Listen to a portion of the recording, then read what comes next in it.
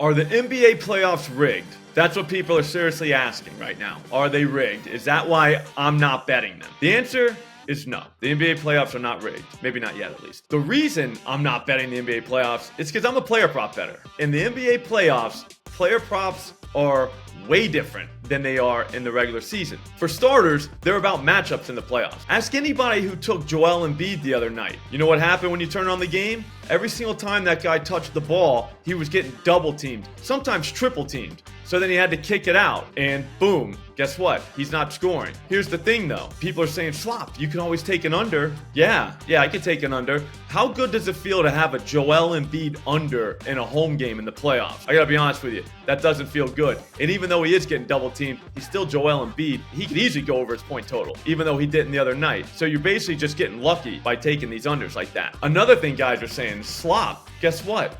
What about the ancillary players? You could just take them. Yeah, you could, but you're hoping you get lucky. Do you know why? Because you got to pick the right one. Because guess what happens? Joel Embiid kicks it out to James Harden. He's missing shots. He kicks it out to Tyrese Maxey. He's making shots. You don't know which guy's going to be making shots or missing shots before the game starts, but guess what?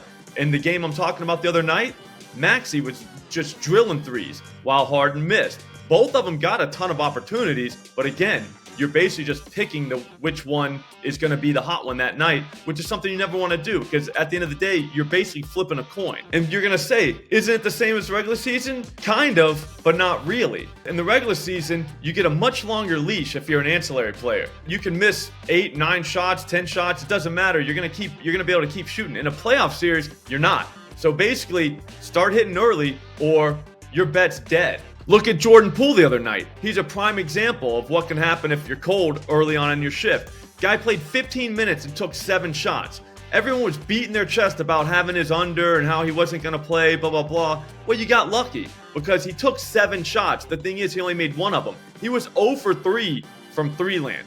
Guess what would have happened if he would have made those? He sticks in the rotation longer, maybe he makes a few more shots, and now your 14 points is in danger. You literally got lucky the guy was ice cold. It happens. Here's the thing, but it can go the other way too, which is super, super frustrating, especially when you could just be knocking out early April MLB lines that are as soft as they come. The other thing about the playoffs in the NBA is defense. Anybody who's ever watched an NBA game could tell you within 2 seconds whether they're watching a playoff game or a regular season game, and it's all based on defense. They actually play defense in the playoffs, whereas they don't in the regular season. In the regular season, you can attack teams that are literally like 1.3 in defensive efficiency, whereas in the playoffs, you'll never see any of those teams. They're at home right now. They're all playing golf in Cancun, so there goes that edge. You lose that one completely. At the end of the day, I'm not saying that you can't make money betting the NBA playoffs. I'm just a prop bettor. So I don't think I can make money. If you're betting main markets like sides, totals, even team totals, maybe even first quarter team totals, stuff like that, then yeah, you can definitely make some money. But again, I don't do that, so I'm going to stay in my lane. You can go on the internet right now, look at any NBA player prop bettor that had any type of success during the regular season. I bet you they're getting crushed right now.